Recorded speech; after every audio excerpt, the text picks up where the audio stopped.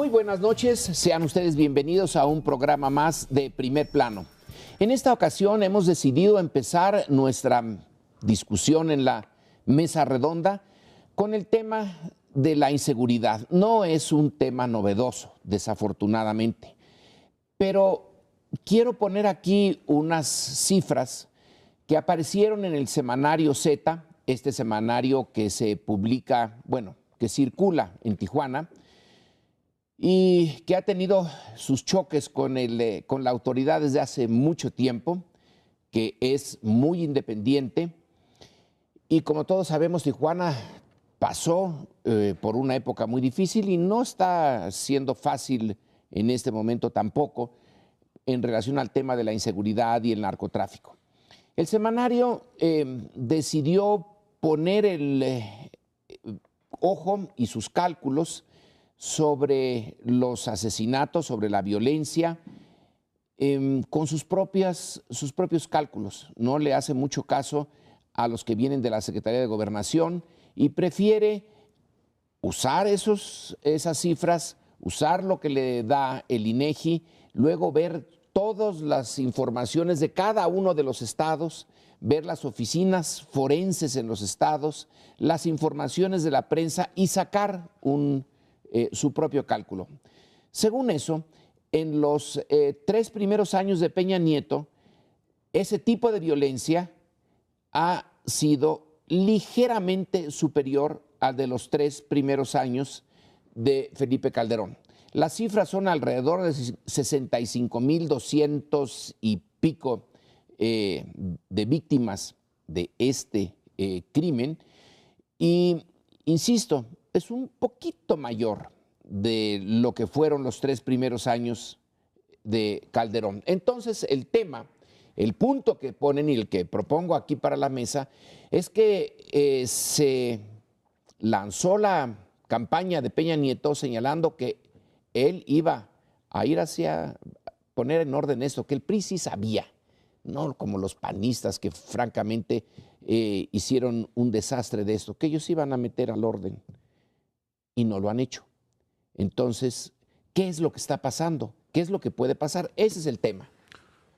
Retomo dos textos periodísticos. El primero de Leonardo Curcio, de hoy en la mañana en El Universal, en donde comenta que la política de seguridad es como un tren que es incapaz de modificar, para señalar que la política de seguridad no está teniendo resultados. Coincido plenamente, el gobierno de Enrique Peña Nieto ha sido incapaz de articular una política integral para atender el fenómeno de la inseguridad, atacando a los carteles del narcotráfico y fragmentándolos. Ya no son del narcotráfico, los carteles del crimen organizado, porque se dedican a todo, realmente a todas las ramas de la actividad económica. Y tampoco han logrado establecer políticas o hacer que funcionen las instituciones que atienden a las víctimas. Porque si algo queda claro es que invierten dinero, crearon la primera ley que creó Enrique Peña Nieto fue la de atención a víctimas, y pues las víctimas siguen ahí languideciendo y muriendo y sin que nadie los atienda. Tampoco, y como seña de esa rigidez, estaría la incapacidad de este gobierno de plantear ante la sociedad mexicana y el gobierno de Estados Unidos y otros gobiernos políticas alternativas. Y aquí viene la segunda nota. En la edición internacional del New York Times de este fin de semana viene un texto razonablemente largo en el cual discuten la bonanza asociada a la industria de la marihuana.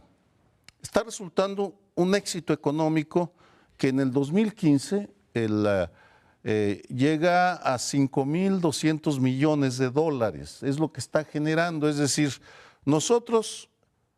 ellos están ganando ya están generando un movimiento de dinero de 5,200 millones de dólares y nosotros llevamos puestos 62,000 o 65,200 y pico muertos. Es decir, ¿en dónde está ante ello, ¿en dónde está la política de Enrique Peña Nieto, por ejemplo, para legalizar la marihuana, para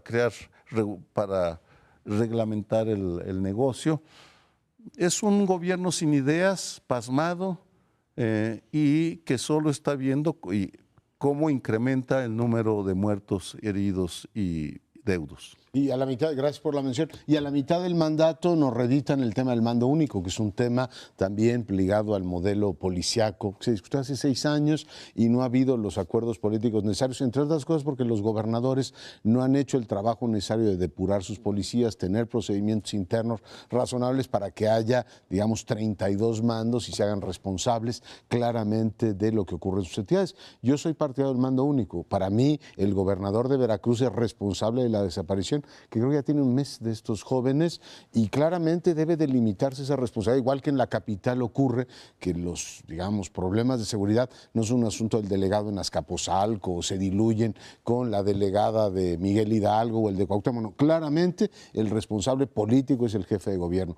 Por tanto, regresamos a ese tema y ahora en el Senado se está discutiendo si va a ser un modelo mixto, un modelo tipo Centauro o no. Yo creo, regresando al punto que ponían Lorenzo y Sergio, que esta política de seguridad tiene 3 problemas serios. En primer lugar, el gobierno de Peña Nieto creyó que era un tema de opinión pública y de manejo de medios. O sea, si no hablamos del tema o hablamos menos del tema, esto va a desaparecer. Yo creo que eso pues, es un error en lo personal, pero en el caso de los gobiernos, el no hablar de un asunto no significa que el tema se reduzca. Y 3 pilares fundamentales que nos planteó como reestructuración del modelo respecto al calderonismo son un fracaso clamoroso. 1, la política de prevención tuvo 2 años de arranque con Campa y más o menos el asunto parecía estructurarse. Después nos meten en el escándalo del subsecretario Verde y el tema de la prevención del delito se ha olvidado y era una de las cartas fundamentales de arranque. La segunda, coordinación con entidades federativas. Nosotros sí sabemos coordinarnos, no como Calderón que se está peleando con Moreira y esto no funciona. Bueno, pues la coordinación ha sido un desastre a juzgar por los resultados, porque ni vemos una mejora sustancial en las entidades complicadas, vemos que en Michoacán vuelve a resurgir una nueva familia. Y tercero, y para terminar, el modelo de investigación de las procuradurías. Nos dijeron, bueno, lo dijo el jefe del Estado, en el caso de Ayotzinapa, la Procuraduría y el Estado mexicano se juegan su credibilidad. Y la investigación que hizo la Procuraduría General de la República es un desastre. O sea, hoy no sabemos bien qué ocurrió. En consecuencia, esos 3 pilares han sido hasta ahora francamente deficitarios. Decías, Lorenzo, que había la expectativa en el 2012 para mucha gente de que el PRI sí podría hacer frente de manera eficaz este y otro tipo de problemas en donde el PAN había fracasado. En realidad no solamente es que el PAN fracasó, el PAN, sobre todo con Calderón, instrumentó esta política que en realidad lo que fue generando fue mayor violencia de la que ya había, porque se confrontó directamente con los cárteles y estos respondieron de tú a tú con el Estado. Empezaron a ver que el ejército no controlaba la situación, entonces cayó, digamos, esa idea de que con el ejército mejor no te metas. Es decir, bueno, pues se les fue de las manos a final de cuentas también la situación. Y en muchos casos incluso ellos han incurrido en violaciones a derechos humanos y afectación de los ciudadanos. En fin, en realidad no es solamente que el PAN no haya podido con el problema, sino que la estrategia la diseñó primeramente Vicente Fox de manera preliminar y luego la secundó Felipe Calderón y le metió segunda. Y el resultado, pues todos lo vimos. Y desde luego se pensaba que al PAN le iba a ir muy mal en el 2012 precisamente porque se le iba a pasar factura en las urnas de ese desastre de política y el número de muertos, desaparecidos, etcétera. Pero en realidad los expertos decían desde el 2012 es que el proyecto de Peña Nieto no es distinto al de Calderón. Algo había mencionado, por ejemplo, tú lo habías dicho, lo de prevención del delito, pero eso en el mejor de los casos se iba a dejar ver con mucho más tiempo. No es algo que de inmediato te reduzca la violencia ni todo el descontrol que hay, sino decir, si empiezas a prevenir el delito, pues con educación, con deporte, con todo lo que tú quieras, hasta después se va a ir empezando a ver cómo, por ejemplo, muchos jóvenes no se reclutan como sicarios, pero no era algo que pudieras tener de inmediato los resultados, suponiendo que funcionara, que efectivamente está abandonado. Está abandonado. Entonces, a mí me parece que se decía, lo decían varios expertos, si no hay cambios sustanciales, porque en realidad el foco de Peña Nieto estaba en la reforma energética, en las reformas estructurales, la de telecomunicaciones, pero ahí no había un cambio que dijeras, mira, va a haber un viraje significativo en la estrategia contra los criminales, contra los cárteles. No. Entonces, si no hay un proyecto realmente distinto, ¿por qué habría de haber resultados diferentes? Si las políticas han sido esencialmente las mismas con algunos intentos fallidos hasta ahora, porque lo del mando único lo propuso también Calderón, a final de cuentas. Si hasta ahorita lo del mando único no se ha tomado en serio, en eso están apenas, pues entonces no tenía por qué haber tenido resultados distintos hasta ahora. Y debimos de haberlo un poco supuesto, porque ahora vemos que el Estado de México es uno de los sitios en donde la inseguridad es mayor. Y el Estado de México viene del mismo grupo que controla hoy el gobierno. Es decir, Peña Nieto es responsable de lo que está pasando en el Estado de México hoy, porque toda esta política es de largo plazo. Se incubaron, los huevos de la serpiente se incubaron entonces, y hoy lo tenemos al Estado de México como antes teníamos a Chihuahua. En las cifras de Z sale el cambio de localidades más peligrosas. En estas cifras se señala que la mitad del país está más o menos normal y la mitad está en un desastre. Si dentro de la propia configuración política hay una división y va cambiando el sitio del desastre, pero la mitad, eso, ¿cómo lo explicamos? Que una parte del país sí y otra parte del país no.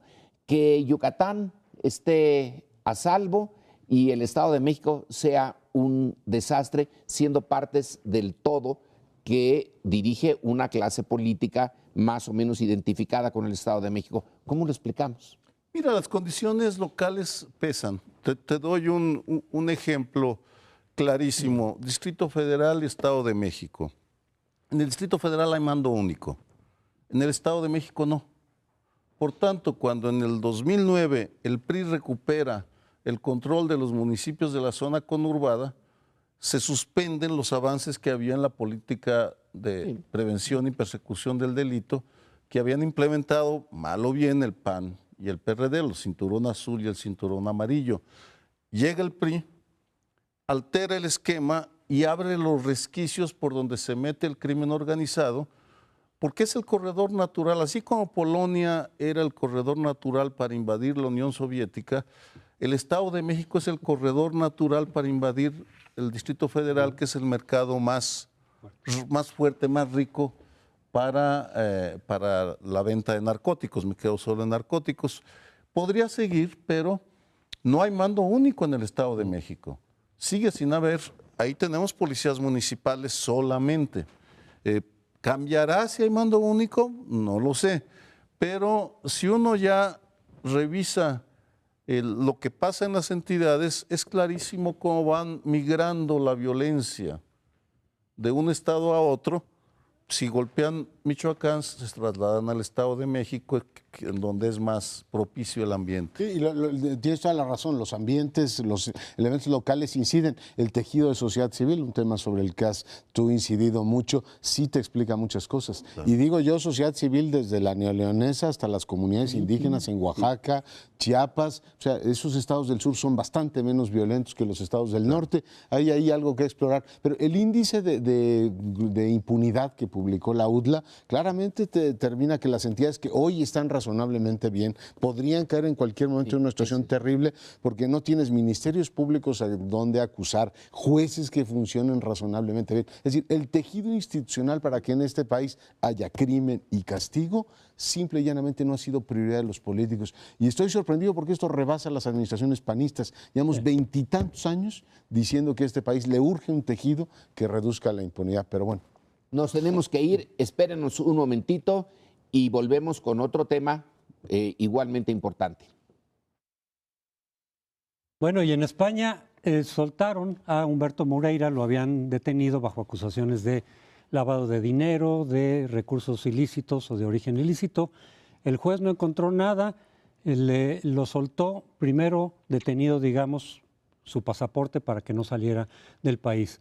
Y la semana pasada le dieron el pasaporte finalmente, dijeron que iban a continuar la investigación en todo caso, pero él ya se regresó a México, desde luego, y pues ya quedó como un asunto de que fue exonerado de aquello. Por lo cual varios colegas y columnistas han dicho, ahí está, entonces si no lo habían atrapado aquí es porque en realidad no había nada que perseguir. Ya lo capturaron en España, no se le encontró nada, no se le fundamentó, quizá estaba mal planteado la acusación que hicieron las autoridades españolas, el juez no encontró nada, pero pues ahí está. O sea, a final de cuentas no había nada que perseguir. No, es que son cosas distintas. Una cosa es que allá a lo mejor estuviera mal fundamentado o no tuvieran todos los elementos para probar aquello de lo que se le acusaba allá en particular, que es muy distinto de lo que aquí sabemos respecto de Moreira. Aquí sabemos totalmente la deuda de 35,000 millones de pesos o alrededor de eso, y la falsificación de documentos. Eso no cambió. Que aquí lo hayamos exonerado de eso, nada tiene que ver con que allá el caso haya estado mal armado o lo que haya sucedido, que no habían los elementos efectivamente o que el dinero que recibió de allá venía de algunas empresas que no fueron fantasmas, lo que haya sido. El que lo hayan soltado allá no significa que aquí no se le haya exonerado de asuntos que están ahí pendientes y que por lo tanto el nivel de impunidad no es que sea menor ni que se justifique decir, pues ahí está, si no le encontraron nada a los españoles es que aquí tampoco había nada. No, son casos distintos. Acabo de estar en España un par de semanas y pude enterarme de que por razones que no están claras el juez decidió no tomar en cuenta la información que les presentaron la Fiscalía sobre lavado de dinero. La acusación era la transferencia de 200,000 euros durante el año 2013. Esa era la acusación. Pero en realidad lo están investigando por otros hechos también. Y la Fiscalía decidió no proporcionar esa evidencia porque la investigación continúa. Él ahora dice que fue exonerado. Vamos a ver, no se trata de acusar sin evidencia, pero según esta información, la investigación continúa y puede salir en algún momento o no, porque están involucrados asuntos más graves, que es ya complicidad probable con bandas criminales.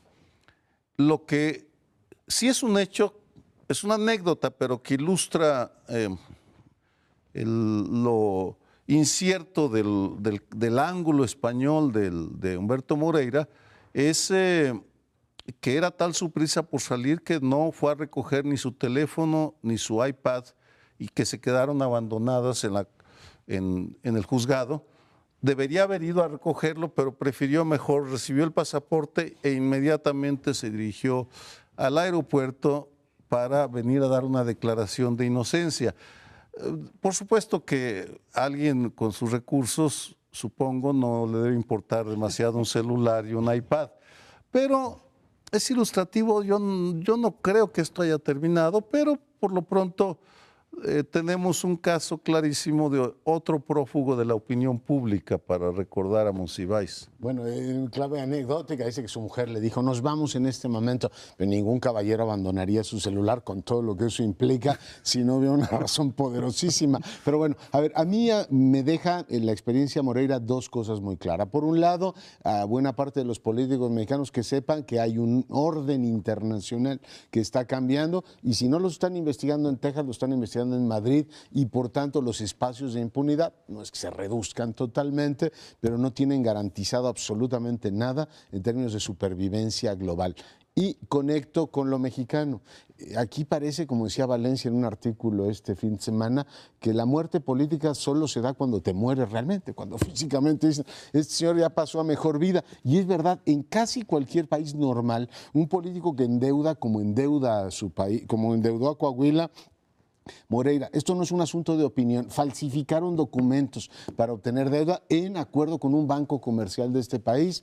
Y estoy seguro que buena parte de esos falsificadores van al club de golf y a lo mejor van a misa, irán a saludar al Papa y dirán que son ciudadanos perfectamente honorables. Solo falsifiqué documentos, ¿no? Y este señor sigue vivo en política a pesar de todo, porque lo primero que vino a declarar al país es, pues no me pudieron probar nada en España y yo tengo todo un capital político que detonar y ahora no sé si va a presentar como independiente o va a ser candidato a alcalde de Saltillo. La verdad es que no lo sé, pero sí es profundamente patológico un sistema político en el cual, pues cuando menos debería haber una, digamos, cierta resistencia, decir, a ver, después del quemón que te pegaste, ya olvídate que seas culpable o no, es simplemente intransitable que regrese a ser política, pues Moreira con toda tranquilidad dice, aquí estoy y vengo a hacer política, porque en este país es verdad que solo estás muerto políticamente hasta que extienden tu certificado de función.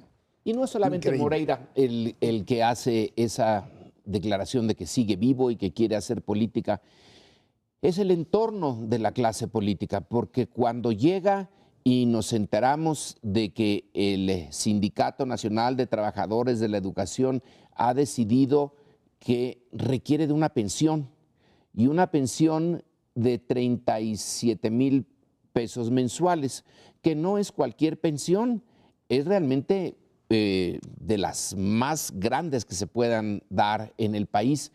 Y lo dicen con un cierto alarde. Este personaje que endeudó Coahuila, que falsificó documentos, que está acusado tanto en Estados Unidos como en España, nos vale la nada. Lo recibimos bien aquí, es uno de los nuestros y vaya que sí es de los suyos, porque tiene todas las credenciales para eso y además lo premiamos. Le damos a este pobre hombre una pensión que el grueso de los mexicanos que trabajen lo que trabajen no van a tener nunca. Él sí, porque él se la ha ganado.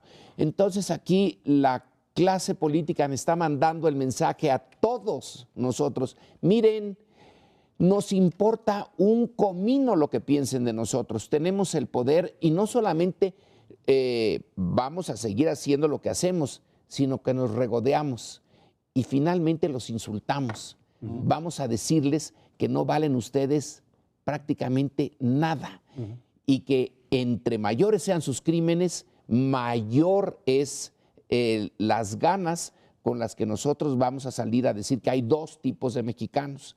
Así como en la época colonial había la República de los Indios y la República de los Españoles, aquí está la República de los políticos en el poder y la República del resto de los mexicanos, y las reglas son distintas.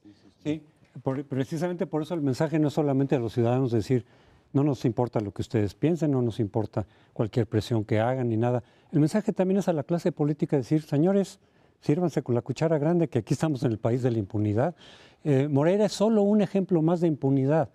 No es, obviamente cobró otra vez importancia por lo que sucedió en España, pero esas deudas gigantescas, en donde luego no sabemos en dónde quedó todo ese dinero, se repiten en muchísimos estados. Está la deuda de Nuevo León, la que dejó el gobernador saliente, de como 40 y tantos mil millones de pesos, o sea, incluso mayor Medina, que la dices. de Medina. Es incluso superior a la de que dejó Coahuila, Moreira, Humberto Moreira, y la de Veracruz, es decir, es generalizado todo este asunto. Si las señales de la clase política para sí misma, es decir, primero la PGR todavía con el gobierno de Calderón no encontró nada de lo del asunto de Moreira, y luego aquí dicen, ya ven cómo en España no pasó nada, quiere decir que efectivamente el señor no tenía nada que esconder. Es un mensaje a la propia clase política de impunidad. Pueden hacer lo que quieran, pueden utilizar los recursos como les venga en gana, y ahí frente a eso pues son los tímidos intentos de la ciudadanía, que es mejor eso que nada, desde luego, como la iniciativa ciudadana que se está generando, que se están recopilando las firmas, para que algo de límites haya para esa clase política que está decidida a pasar por alto todas las trancas para seguirse beneficiando de la corrupción. Interesante eso. Perdón, lo del 3 de 3 yo creo que es un avance importante, pero lo ligaría con la reacción que la sociedad va a tener ante estos casos. En las elecciones del año pasado se dijo que la gente había castigado a la partidocracia y muy compungidos salieron a decir, no, ya recibimos el mensaje, la gente está cansada de nosotros. Pues el mensaje es el que dice Lorenzo, es decir, a ver señores, y que retomas tú, aquí nosotros vamos a funcionar igual. Y lo segundo es que en la confección de las candidaturas a nivel local de todos los partidos, o sea, empezando por el PRI y terminando por el que tú quieras, no abrieron una sola candidatura a ciudadanos diferentes, es decir, políticos profesionales. El asunto es entre nosotros, no oímos buena parte de su reclamo de abrirse a otros sectores, ser más de permear más el sentimiento de la sociedad, y la otra es, nos vamos a seguir protegiendo entre nosotros. ¿Les parece bien? Bien, y si no les parece, igual. Y yo creo que ahí hay... Nada más para dar alguna información al auditorio. Tú hablabas de la pensión que le otorgó el CENTE a Moreira de 38,000 pesos, me parece, o 37 o 38,000 pesos. El máximo que el ISSSTE da a sus jubilados es de 17,000 pesos. Es decir, un embajador con 40 años de experiencia se retira a su casa con 17,000 pesos. Lo mismo los profesores universitarios, que nos vamos con la pensión. Los que estamos en el sistema de educación pública, el Colegio de México es público, por cierto, nos vamos con máximo 17,000 pesos o 18,000. Hay un tope. Aquí más del doble y salen a presumir que le acaban de dar porque estuvo en comisión sindical. Toda su carrera política estuvo muy poco frente a los alumnos, un par de años tal vez, o 3 años si mal no recuerdo. El resto del tiempo fue político, era comisionado.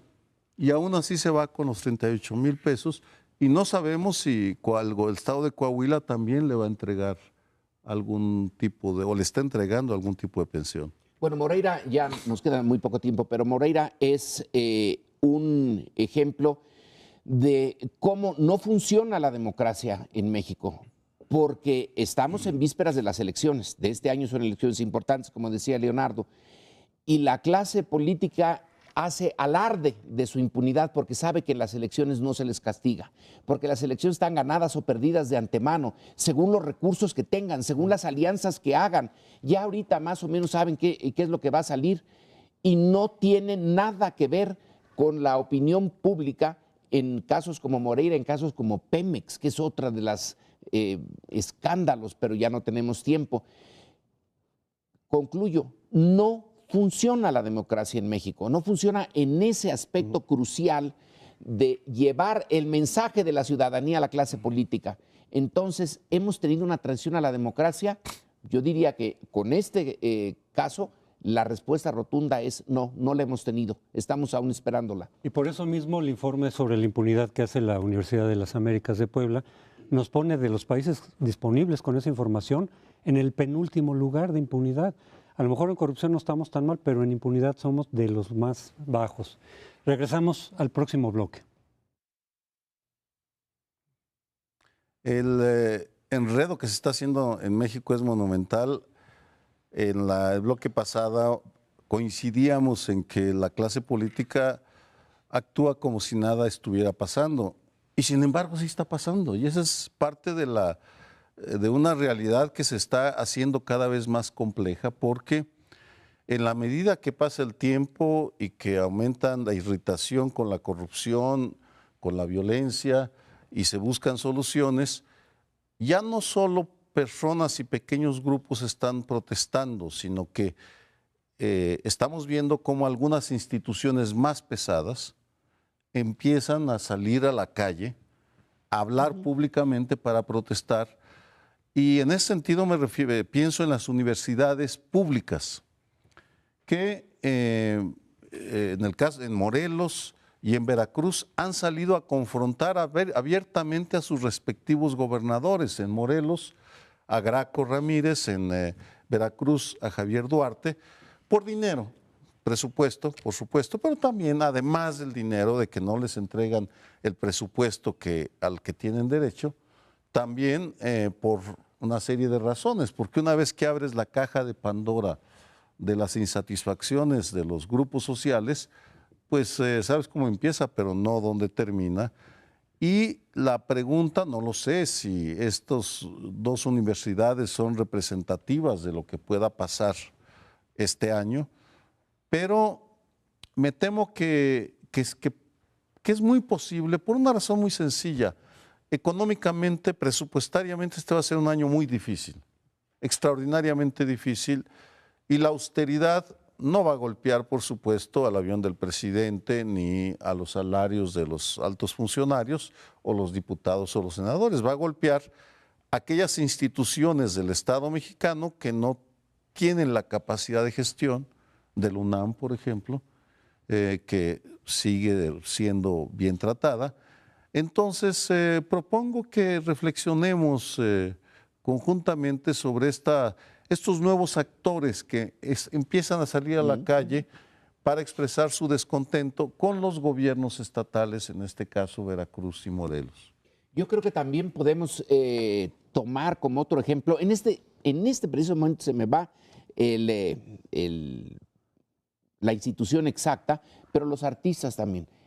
Un grupo de danza sale a protestar danzando por problemas dentro de su institución. Entonces son estudiantes y artistas los que pueden, es que allí es donde está la parte más sensible. Están configuradas esas instituciones no con el personaje normal que trabaja para el gobierno, sino con un tipo de población que es muy sensible a las injusticias, a la falta de democracia, y si esas instituciones las golpeas, estás golpeando a lo más sensible. Hay otras que las van a golpear y que también podrán protestar, que es, por ejemplo, las instituciones de seguridad social. Cuando no haya dinero para cierta atención a enfermos, pero es más difícil para ellas, para estos enfermos que están en una situación precaria, pero no pueden desatender a su enfermo. En cambio, si tú eres estudiante o si eres profesor, sí puedes atender las dos cosas a la vez. Ir a tu aula, dar tu clase o escuchar la clase y cumplir con tus tareas y a la vez protestar. Quiere decir que se trata de las áreas más sensibles, que son las primeras.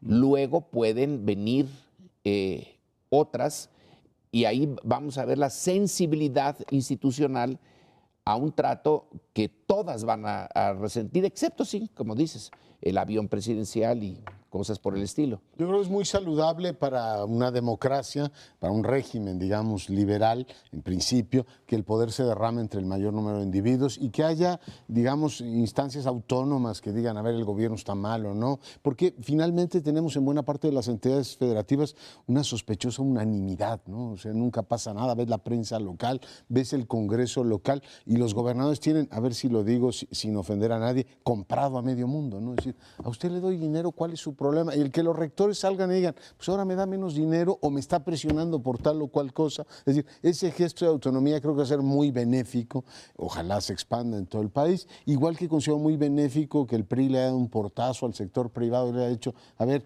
en este partido ustedes no entran, vayan a hacer política desde el sector privado, ustedes son empresarios, es decir, que ganen autonomía en su ejercicio todas esas instituciones. Tomo el tema del gasto porque me parece central y lo veo desde el ángulo más amplio. El gobernador del Banco Central desde el jueves está diciendo, a ver señores, o hay recorte si no vamos a pagar las consecuencias, la volatilidad, la presión que hay hoy sobre el peso, así lo aconseja. Bueno, el problema es, ¿y dónde vamos a recortar?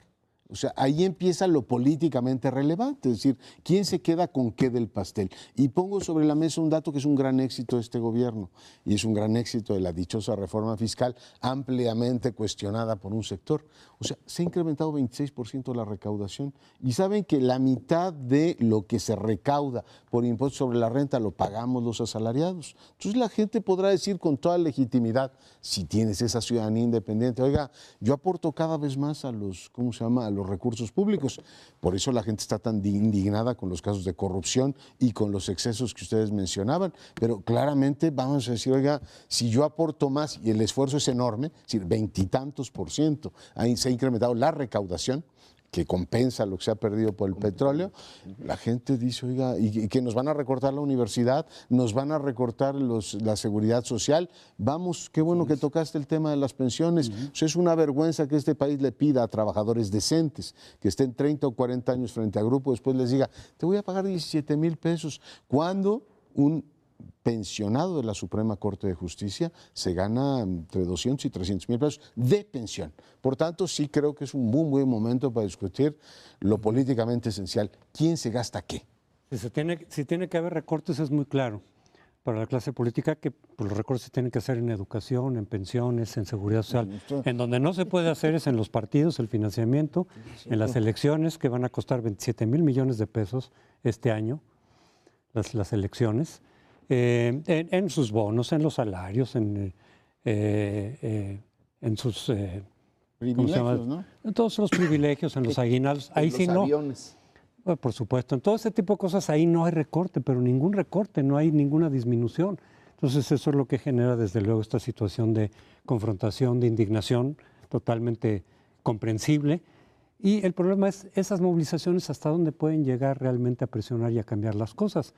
En algo, por supuesto, pero a final de cuentas los instrumentos de presión política, sobre todo en los estados, están muy controlados por los gobernadores. Muchas veces cuando se dan estos actos de autonomía, de alguna dependencia, de algún medio de comunicación, pues se le echa encima todo el aparato, porque efectivamente como esa sospechosa unanimidad, pues es el hecho de que allá los contrapesos no funcionan en los estados en general, incluido la capital también. Aquí empieza a haber un poquito de contrapesos, pero en realidad durante todos estos años no lo hubo. Y eso, desde luego, desvirtúa cualquier proceso que parezca democrático.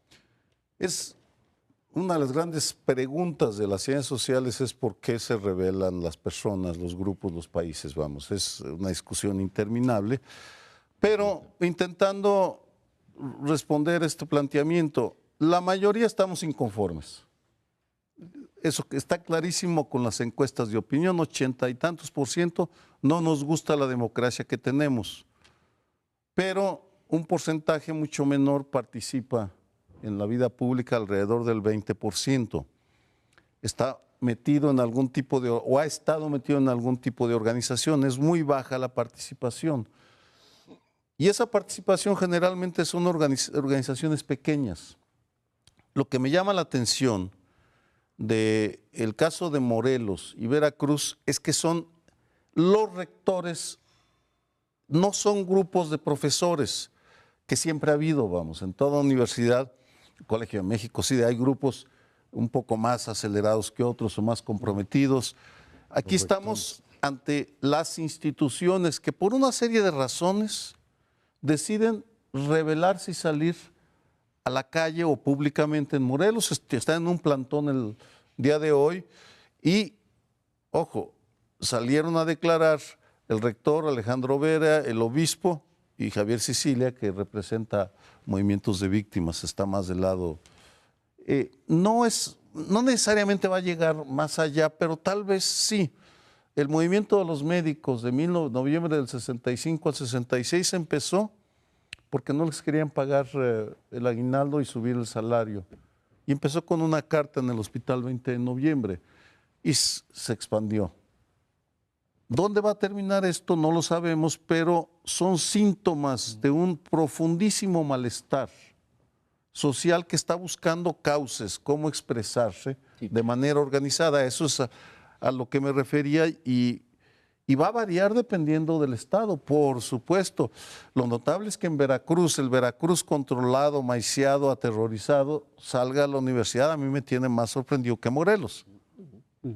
La idea de por qué se revela una sociedad, tiene razón, desde Aristóteles está ya tratando de entender el punto, pero hay un cierto consenso.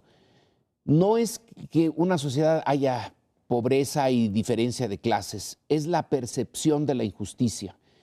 El momento en que una sociedad percibe que ha cambiado algo, y que ahora está siendo tratada de manera distinta y que eso es injusto y que hay alguien que se está beneficiando a costa de el sufrimiento o la pérdida de posibilidades de otra parte de la sociedad. Ese es el detonador. Y creo que la percepción de injusticia en México está, pero a flor de piel. O sea, aquí están dados las condiciones básicas. Y siempre esa indignación, esta parte ética, es decir, no es que la distribución del ingreso necesariamente te lleve a la rebelión, pero el hecho de que quienes tengan ese ingreso lo tengan indebidamente, sí, eso irrita mucho a la sociedad. Y sí hay ahí algo de eso en el México de hoy. Pues en el 2016 habrá elecciones y también posiblemente habrá protestas sociales de diferente tipo. Interrumpimos para regresar al cuarto y último bloque. Bueno, y a los que les gusta la política comparada, claramente pueden sacar una lección de la experiencia española, y es que las partidocracias, por poderosas que sean, cuando se empiezan a desprender del sentimiento, del sentir de los ciudadanos, puede tardar más o menos tiempo, pero todas se van erosionando. Así ocurrió en Italia, así ha ocurrido en muchos países donde hemos tenido cambios brutales del sistema de partidos. España tiene, digamos, la particularidad de haber sido administrada a lo largo de toda la transición por un bipartidismo casi perfecto, ¿no? El PP y el PSOE, es decir, la izquierda y la derecha, se alternaron en el gobierno durante muchísimos años y pensaron que eso iba a ser pues para siempre, que podían tolerarse niveles de corrupción crecientes en el caso español, que la protección de los propios militantes, lo digo no por México, sino simplemente por ir aprendiendo de otras latitudes, que el ir protegiendo a tus correligionarios con el asunto de la razón de Estado, la protección política, no iba a tener nunca consecuencias. Viene la gran crisis, la del 2007-2008, y empieza a aflorar en amplios sectores de la población española una enorme inconformidad con el sistema de partidos, y durante años supusieron que podían capear el temporal y que toda la indignación que se veía en las plazas o que se veía en la opinión pública nunca iba a tener una expresión partidista, y craso error, la tiene. Hoy España tiene un problema político de dimensiones enormes porque en el tablero diseñado por los ciudadanos en las elecciones de diciembre hay 4 fuerzas políticas prácticamente del mismo tamaño. Tienes al PP encabezado por un gobierno de Rajoy que ha hecho un papelón, déjenme decirlo así, o sea, es el partido más votado, pero como no tiene capacidad parlamentaria de llamar a nadie más a formar gobierno y buena parte de sus cuadros están, estoy pensando en Rodrigo Rato, estoy pensando en el PP valenciano, acusados gravemente de corrupción, pues el hombre dijo, ¿saben qué? Yo mejor no formo gobierno porque no tengo con quién ir. Tienes un PSOE que también, que es el Partido Socialista Obrero Español, que digamos está partido entre formar gobierno con Ciudadanos, que es más centro derecha, o formar gobierno con Podemos. Y finalmente estas dos formaciones emergentes que están efectivamente pues con un 20 y tantos % cada una de ellas, y España está hasta este momento sin poder formar gobierno. No creo que rebase el récord de Bélgica, que estuvo como año y medio sin gobierno, pero claramente hoy ese país tiene pues la amenaza de que una crisis política lo que haga sea profundizar en la grave situación económica que ya tenía. ¿Cómo lo ven? Muy buen resumen. Añadiría 2 elementos que hacen diferente España de México para ilustrar la complejidad de ese país. Uno, y que es motivo de envidia, la autonomía y compromiso de una parte del Poder Judicial que está decidido a combatir y meter a la cárcel a los corruptos. Es maravilloso poder leer y darse cuenta pues que el ex tesorero del Partido Popular está en la cárcel y que a 60 cuadros del Partido Popular en Valencia los están investigando, que la infanta Cristina muy probablemente termine en prisión. Es decir, sí hay instituciones que están demostrando su autonomía, mientras que aquí, lo siento mucho por los jueces honestos que hay, la mayoría son una punta de cómplices de la corrupción y de la impunidad. Con sus excepciones, pero vamos, son excepciones, no es la regla. Es un poder sometido. La segunda excepción es fascinante y nos podría llevar a sacar los machetes afilados, que es el caso de Cataluña. Mientras todos esperábamos que el país vasco fuera el que encabezara los intentos independentistas, por una serie de razones muy complicadas, pues es Cataluña la que sigue dando pasos en serio para intentar separarse de España y construir un nuevo país. La clase política española está pasmada. Es curioso observarla cómo no sabe cómo manejarlo, salvo condenarlo. Lo condenan y dicen estos son unos irresponsables, pero no hay una disposición a entender el fenómeno de un país que de manera pacífica, y citando a Antonio Gramsci, un filósofo italiano, conquistó la hegemonía de la mitad de los catalanes que están a favor de la independencia. Otro punto interesante es que en España hay un rechazo a la clase política, están realmente enojados. Y en una editorial que salió en El País hace como 4 o 5 días, hay alguien que de plano dice, este es un Estado fallido. Pero no somos como México. Ese sí es realmente fallido. Entonces se consuelan los españoles con que, bueno, aquí no hay desaparecidos ni quemados en un basurero y que no se sepa dónde están. Entonces, bueno, sí, estamos como fallando, pero no hemos llegado a los extremos de México. Le servimos a los españoles que están en esta crisis como consuelo, lo cual no es consuelo para nosotros. Está bien el usar España como punto de referencia para muchos de nuestros problemas, porque en efecto estamos peor que los españoles. Ahí lo que estamos viendo en este momento, que es de lo más interesante, es ver cómo el Partido Socialista Obrero Español está tratando de negociar con algunas de las fuerzas que estaban unidas al partido de los más indignados de la izquierda, que es Podemos. Estamos viéndolos, casi podemos asistir allí, porque hasta en la televisión, en la radio, en el periódico, aquí realmente no sabemos cómo se hicieron las alianzas entre el PRI y el Verde, por ejemplo. ¿Cuál fue? ¿Quién dijo qué? ¿Cómo? ¿Qué se habló? ¿Qué se dio a cambio? En España se tiene que decir qué se está dando a cambio. Y el Partido Socialista dice, bueno, estas son mis condiciones para ver si ustedes me ayudan y hacemos gobierno. Pero entonces yo voy a hacer esto y esto y esto y esto. Y el ciudadano español está consciente de lo que se está dando y de lo que está perdiendo y ganando cada una de las configuraciones. Aquí hay las mismas alianzas, que el PAN con el PRD, que el Verde y Nueva Alianza con el PRI, etcétera, pero no sabemos qué se dice. España, dentro de su crisis, España es interesantísima, casi como un libro de texto. ¿Quién da qué a quién a cambio de cuántos votos en el Parlamento? Y a ver si sale. Sí, y eso en parte tiene que ver con el régimen político distinto al de España que el nuestro, que es parlamentario, y por lo tanto es necesario que haya una mayoría para que se forme gobierno. Y en parte por eso las negociaciones se hacen más visibles, es decir, si nadie tiene mayoría, entonces el PP, que en principio tenía la mano para tratar de formar gobierno, los demás partidos le dicen contigo ni a la esquina, entonces no vamos a formar gobierno, le toca el turno de intentar formar gobierno al PSOE, y entonces tiene que negociar con Podemos, y uno de los puntos de controversia o de dificultad mayor lo de Barcelona, de Cataluña, perdón, porque Podemos dice sí la autonomía, la independencia, y los demás no. Pero a final de cuentas, si no se logra formar esta mayoría para que surja un gobierno mayoritario, como corresponde a un régimen parlamentario, entonces viene otra vez otra elección para ver si se reconfiguran las fuerzas parlamentarias y de ahí surge ya un gobierno mayoritario. Entonces es más complicado en ese sentido allá que aquí, que en los sistemas presidenciales.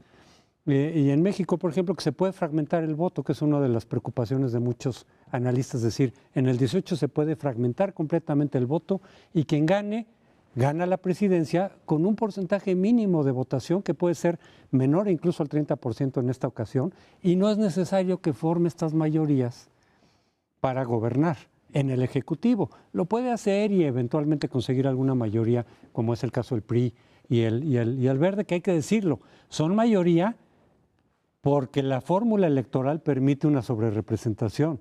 Sin esa fórmula electoral que tenemos rezagada desde el régimen priista, el PRI junto con el Verde y el PANAL no tendrían la mayoría legislativa en la Cámara de Diputados. Es una deformación todavía de la ley.